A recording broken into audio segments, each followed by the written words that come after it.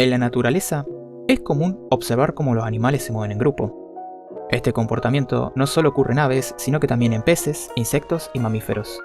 Aunque parezca hecho casualmente, en realidad se basa en principios matemáticos y físicos. En este video explicaremos cómo lograr el modelo de comportamiento de bandada o flocking en un simulador virtual. Este modelo fue creado por Craig Reynolds en 1986.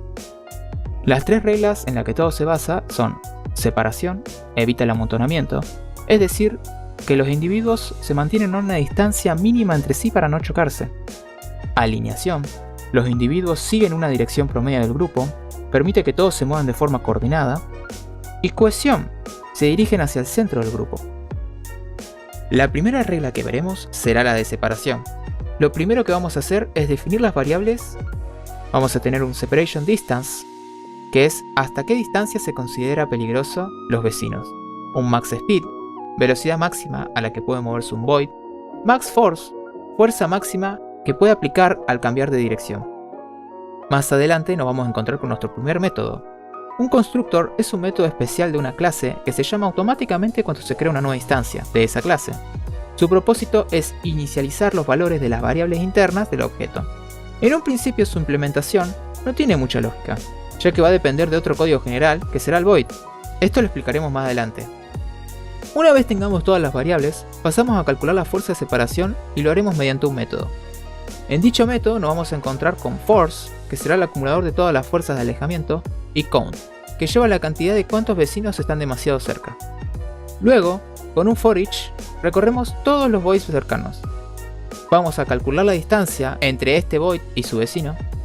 Verifica si el vecino está lo suficientemente cerca y que no sea el mismo void. Creamos un vector flee, que apunta en dirección opuesta al vecino. La línea flee igual dividido distancia es importante. Al dividir por la distancia, los vecinos más cercanos generan más fuerza de separación. Esto con una idea de simular cuanto más cerca estás de mí, más fuerte me alejo. Sumamos toda esa fuerza de separación y contamos cuántos vecinos fueron considerados para realizar la separación. Vamos a calcular promedio de la fuerza acumulada. Si hay vecinos considerados, promediamos todas las fuerzas para que el resultado no sea desproporcionado. Es decir, evitamos que un void reaccione exageradamente si hay muchos vecinos cerca. Con la línea force igual force normalize por speed max speed menos velocity, estamos calculando lo que se llama una steering force, fuerza de dirección, que es la fuerza que le dice al void cómo debe cambiar su velocidad actual para dirigirse hacia donde quiere ir. Para esto, se convierte el vector en una dirección pura, sin velocidad, la parte de normalizado, le damos la velocidad deseada por max speed y la comparamos con la velocidad actual, menos velocity. Terminamos de darle estabilidad con la siguiente parte, que limita la magnitud de fuerza aplicada para evitar aceleraciones excesivas. Y al final de todo este cálculo devolvemos la fuerza de separación que se aplicará en el void de ese frame. Ya aprendimos a alejarnos de los vecinos con separación. Ahora veamos cómo un void puede alinearse con ellos, para moverse en la misma dirección, como si formaran parte de un mismo flujo. A esto lo llamamos alineación. Lo primero que haremos será definir las variables internas que determinan cuán rápido puede ir el void, cuánta fuerza máxima puede aplicar al girar o alinearse. Una vez tengamos las variables internas, pasamos al método, que es un constructor. Este constructor, al igual que con alineación, nos permite establecer los valores de velocidad y fuerza desde afuera del script, cuando creemos la instancia de esta clase. Una vez tengamos las variables, vamos a la lógica. Para ello, vamos a revisar los vecinos cercanos. Si no hay nadie cerca, no hay con quién alinearse, así que devolvemos el vector 0. O sea, ninguna fuerza de alineación se aplica. Pero, si hay vecinos cerca, comenzaremos a sumar las velocidades de todos los vecinos. Recordemos, cada void tiene un velocity, un vector que indica hacia dónde y cuán rápido se mueve. Dividimos la suma total por la cantidad de vecinos. Esto nos da la velocidad promedio del grupo. En otras palabras, la mayoría se está moviendo hacia allá, así que yo también. Vamos a pasar al cálculo de la fuerza de dirección steering, o sea pura. Con la parte que dice average velocity.normalized, tomamos solo la dirección del promedio. Multiplicamos por la velocidad máxima, así obtenemos la velocidad deseada. Cuando le restamos el current void velocity, lo que estamos haciendo es calcular la diferencia entre la velocidad actual y la deseada. De esta manera, sabemos qué fuerza tenemos que aplicar para corregir la trayectoria. En otras palabras, cuánto tengo que cambiar mi rumbo actual para alinearme con el grupo. Luego, vamos a limitar esa fuerza máxima. No queremos un giro brusco ni irreal. Con esta línea limitamos la fuerza de ajuste para que el movimiento sea fluido y natural, como si el Void tuviera masa y resistencia. Finalmente, devolvemos la fuerza con el Void que debe aplicar este frame para alinearse con el grupo. Después de evitar colisiones con separación y seguir la dirección del grupo con alineación, ahora toca una nueva regla que da unidad visual a la bandada: moverse hacia el centro del grupo, que es cohesión. Como en las otras reglas, vamos a usar parámetros configurables, los cuales tenemos Cohesion Distance, que es el rango de detección para considerar voids cercanos, Max Speed, que es la velocidad deseada, y Max Force, fuerza máxima que se puede aplicar para moverse hacia el centro. Luego les asignamos un valor con el constructor, así que vamos a pasar a la línea de lógica. Dentro de la lógica nos encontramos con dos nuevas variables, una variable vectorial y una variable entera. En la variable vectorial nos encontramos con center of mass, que acumulará las posiciones de los vecinos cercanos, y count, que nos ayuda a saber cuántos voids están en el rango de vecinos. Con un for each vamos a recorrer cada void vecino. Antes de decidir si un vecino entra en el cálculo, necesitamos saber qué tan lejos está. Para eso vamos a usar float distance igual a vector3.distance, current void transform position, neighbor transform position. Esto nos da un número que representa la distancia entre el void actual y su vecino. Pero no todos los vecinos nos interesan, solo queremos lo que están lo suficientemente cerca, pero que no sea en el mismo void. Esa lógica se traduce en el if, donde distance mayor a 0 asegura que no nos consideremos a nosotros mismos como parte del grupo, y distance menor a cohesion distance filtra solo los voids que están dentro del rango definido. Una vez hecho eso, sumamos las posiciones de los vecinos y la cantidad de vecinos que hay. Y más adelante, promediamos para encontrar el centro de la manada. El promedio nos dará el centro de masa local, o sea, a dónde deberíamos ir para estar con el grupo. Luego vamos a crear un vector que apunta hacia el centro de la manada, desde la posición actual del void. Convertimos esa dirección en una velocidad deseada con la magnitud máxima permitida, e, igual que en alineación y separación, esta diferencia genera la steering force, necesaria para llegar al grupo de forma suave, ajustando el movimiento. Limitamos la fuerza para no producir un giro brusco ni una aceleración irreal, igual que en las otras fuerzas, para generar una transición suave y realista hacia el centro del grupo. Y luego de todo eso, devolvemos la fuerza que se aplicará para que el void vuelva hacia el centro del grupo. Después de aplicar las reglas de separación, alineación y cohesión, necesitamos algo fundamental: saber quiénes son los vecinos. Sin vecinos no hay comportamiento de manada posible, así que vamos a detectar qué voids están lo suficientemente cerca como para influir en el comportamiento del void actual. Para ello, en la clase llamada Neighbor Detection, vamos a guardar una variable privada llamada Neighbor Radius, que indica hasta qué distancia se consideran los vecinos. Luego, al igual que en las demás reglas, vamos a tener un constructor, que al crear el objeto de Neighbor Detection, se le pasa el valor que va a definir el radio de detección. Esto permite usar distintas distancias para distintos tipos de voids, si así lo deseáramos. En el método principal, encontramos lo siguiente.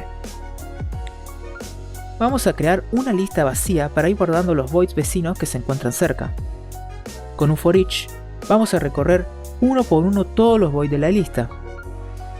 Si el void que estamos evaluando es el mismo que el void actual, lo ignoramos. Un void no debe considerarse a sí mismo como vecino. Luego, calculamos la distancia entre el void actual y el void usando sus posiciones 3D. Si la distancia es menor que el radio configurado, entonces Other es un vecino válido y se agrega a la lista.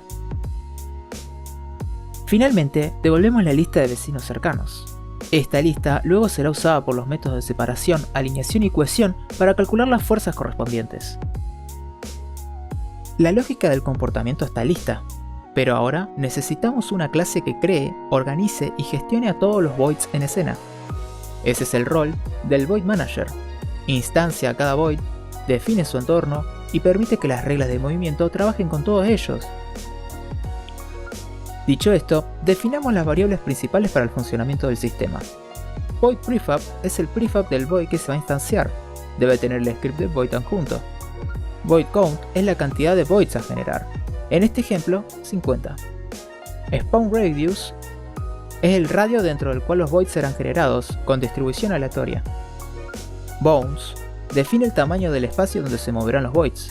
Es pública, para que otros scripts como el void puedan saber los límites. Y all voids, la lista global de voids activos, es esencial para que cada void pueda saber quiénes son sus vecinos. Al iniciar la escena, el método start ejecuta en bucle que repite void count con el valor que se tiene asignado, en este ejemplo 50 veces. Se calcula una posición aleatoria dentro de una esfera usando Random Inside Unity Sphere. Se instancia un nuevo objeto basado en void prefab en su posición. Se obtiene el componente void del objeto recién creado y finalmente se agrega a la lista de global all voids. Y luego tenemos un método que nos permite ver los límites de manera visual. Este método solo se ejecuta en el editor de Unity, no durante la ejecución del juego. Y lo que hará es dibujar un cubo de color cian que representa el área de los voids que pueden moverse. Hasta ahora, tus voids pueden seguir reglas de manada y explorar con inteligencia, pero como tal, pueden volar hacia el infinito. Hay entre el juego esta clase, Boundary Control, encargada de mantener a cada void dentro del área permitida. Dentro de la clase encontramos las siguientes variables: Max Speed para definir la intensidad del cambio de dirección y Max Force para limitar la fuerza aplicada al ajuste. A su vez, tenemos un construct. Creamos el construct para poder inicializar esta clase desde el script principal, usando los mismos valores de velocidad y fuerza ya definidos. Luego, en el método principal, lo usaremos para calcular un nuevo vector 3, la fuerza correctiva, que debe aplicarse al void si se acerca a los límites del área, el cual recibe los siguientes tres parámetros: Center, que es el centro del área; Size, que es el ancho, alto y profundidad del espacio; y Position, que es la posición actual del void. Luego vamos a inicializar el vector de dirección en 0 para que no tenga movimiento por defecto. Luego vamos a definir una zona de advertencia. Si el void se acerca a menos de 2 unidades del borde, se le aplicará una corrección.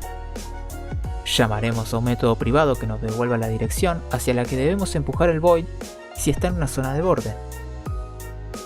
Si el vector steer no está vacío, es decir, hay que aplicar una corrección, lo vamos a normalizar para que solo tenga dirección, no fuerza. Lo multiplicaremos por la velocidad deseada. Restaremos la posición actual para obtener una steering force suave y ajustada.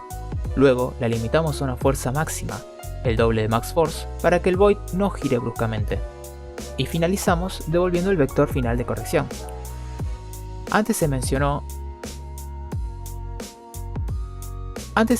que íbamos a llamar a un método privado que nos devuelva la dirección. Dicho método es el siguiente. El método evalúa en qué ejes el void se está acercando a los bordes. Si detecta peligro en X, Y o Z, aplica una fuerza correctiva en ese eje. Si el void se acerca al borde izquierdo, lo empujamos a la derecha, y si se acerca al borde derecho, lo empujamos a la izquierda. Lo mismo ocurre verticalmente en el eje Y y en profundidad, eje Z. Y como resultado final, vamos a devolver en qué dirección debemos corregir la posición del void. En el sistema de voids utilizamos la proporción áurea para distribuir direcciones en una esfera de manera uniforme.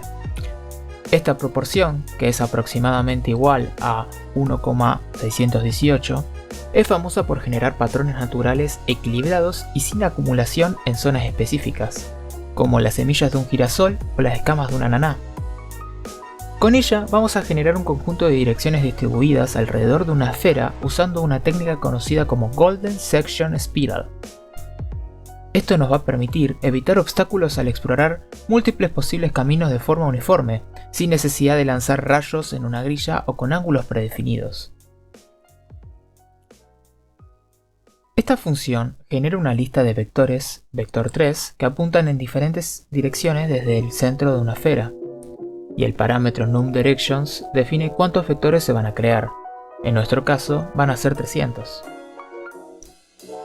Una vez hecho eso, crearemos una lista vacía donde vamos a guardar cada dirección generada.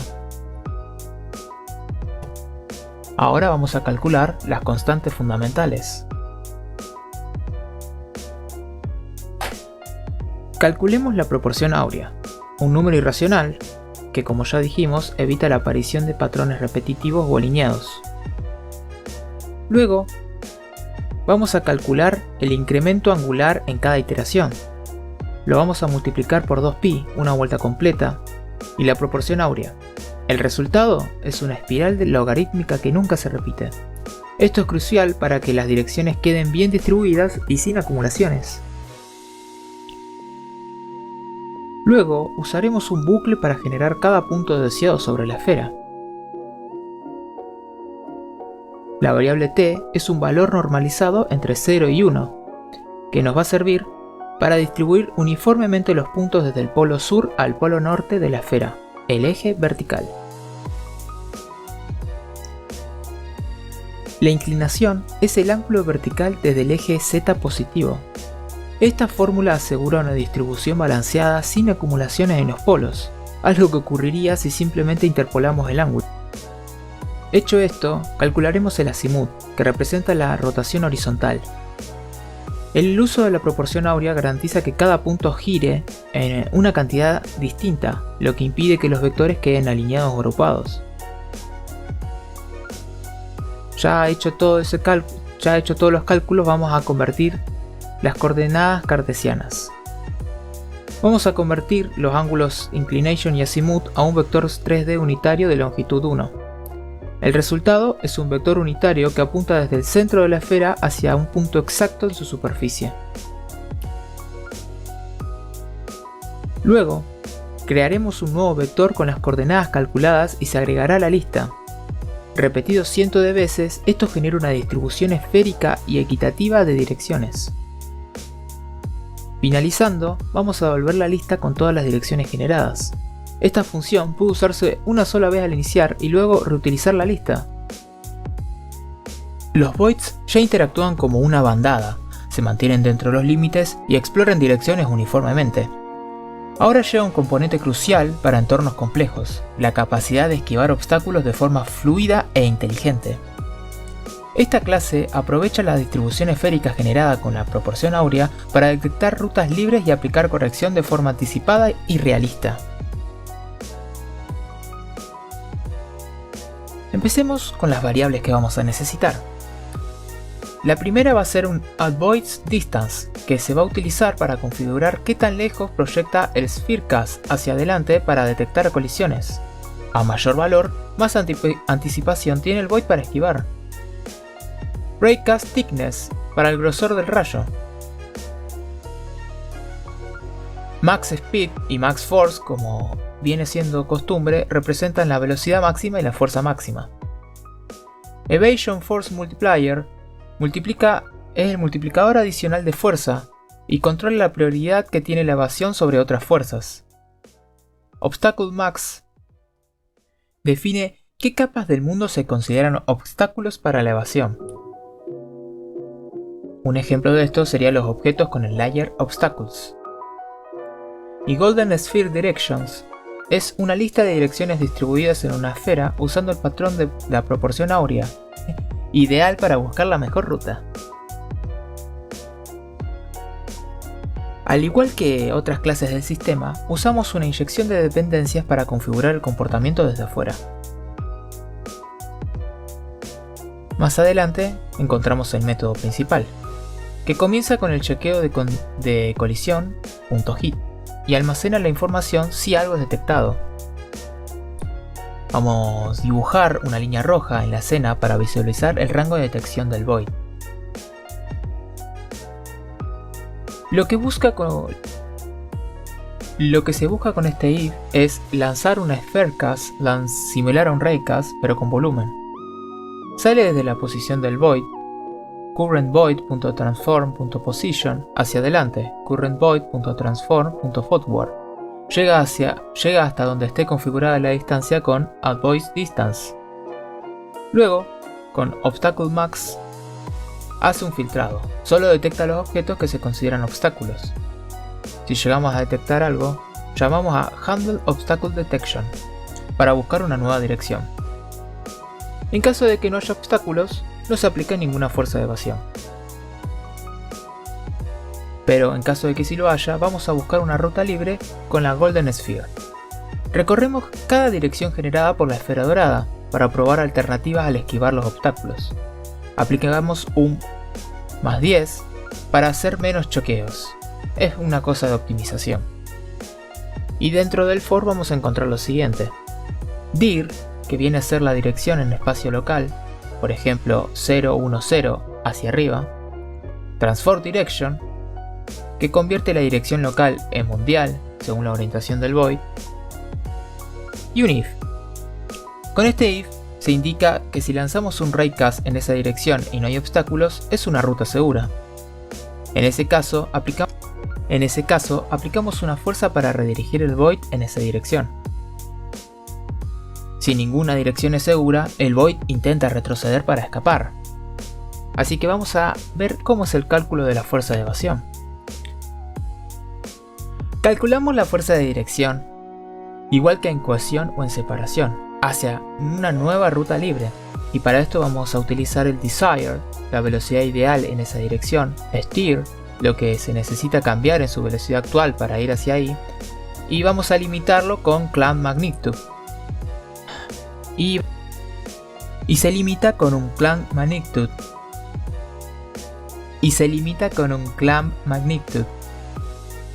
Para que no se use una fuerza exagerada. Finalizamos con la multiplicación de max force por un evasion force multiplier para que la evasión tenga prioridad si es necesario. Si no encuentra ninguna ruta en la esfera dorada, debe intentar ir hacia atrás. Comprueba que pueda retroceder sin problemas. Si se puede, se mueve hacia atrás con la fuerza de evasión en la siguiente parte del código. Pero ¿qué pasa si hasta retroceder está bloqueado? Pues entonces con esta línea de código, si hasta eso está bloqueado, se hace un pequeño retroceso, igualmente con fuerza reducida, para evitar que el void se quede congelado o entre loops infinitos. En esta parte complementamos la inteligencia de nuestros voids agregando un comportamiento aleatorio controlado conocido como wander. Este patrón aporta naturalidad y variedad al movimiento, para que todos los voids no se muevan en líneas rectas eternas, pareciendo robots. Vamos con las variables. Vamos a tener 4 variables. Wander interval, el tiempo necesario para crear una dirección aleatoria. Wander time, contador interno que acumula el tiempo que ha pasado desde el último cambio. Max speed y max force. Ya conocidos, definen los límites físicos del void. Al crear la clase Wander, definimos los valores iniciales. El temporizador, Wander Time, empieza en 0, para que empiece a contar desde el primer frame. En el método principal se llama una vez por frame. Su trabajo es determinar si se debe aplicar una nueva dirección aleatoria, y si es así, devolver la fuerza de dirección correspondiente. En el if, nos dice que si ya pasó el tiempo necesario desde la última dirección aleatoria, es hora de generar una nueva. En caso de ser así, reinicia el temporizador. Ahora vamos a generar la dirección aleatoria. Crearemos un vector con los valores aleatorios entre -1 y 1 para cada eje, el X, Y y Z. Lo vamos a normalizar para que represente solo la dirección, sin afectar aún la fuerza. Con el Desired Velocity multiplicamos la dirección aleatoria por la velocidad máxima. Esto nos da la velocidad ideal hacia la que queremos que el void se mueva. Y con Steer vamos a calcular la diferencia entre la velocidad deseada y la velocidad actual del void. Este vector representa la fuerza que se debe aplicar para corregir al void suavemente hacia su nueva dirección. Como siempre, aplicamos una fuerza máxima para evitar giros bruscos, así el void cambia su rumbo suavemente. Si no es momento de cambiar dirección, simplemente seguimos acumulando tiempo, y no aplicamos ninguna fuerza aleatoria por ahora. El Void Manager define el área y la cantidad de voids que tendremos. El Void controla la detección de vecinos para poder implementar los códigos de cohesión, alineación y separación. A su vez, el código de Void también controla el comportamiento de esquivar obstáculos, el Wander y cuáles son los límites. Una vez ya tenemos implementadas todas las clases que representan los comportamientos individuales, es momento de integrarlos en un único sistema. Aquí es donde todo cobra vida. Para ello vamos a necesitar muchas variables, pero vamos desde un comienzo. Comencemos definiendo las variables necesarias, agrupadas en secciones gracias a los headers, que ayudan a organizar el inspector en Unity. El primer header que vamos a encontrar es el de movimiento, Movement, en el cual encontramos Velocity, dirección y velocidad actual del Void, Max Speed, cuán rápido puede moverse, y Max Force, cuánta fuerza máxima puede aplicar para cambiar de rumbo.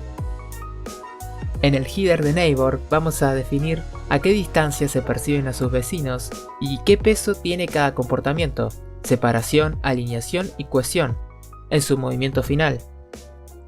En el header de Obstacle Avoidance vamos a ajustar cómo el Void detecta obstáculos con raycast y cuándo debe esquivar.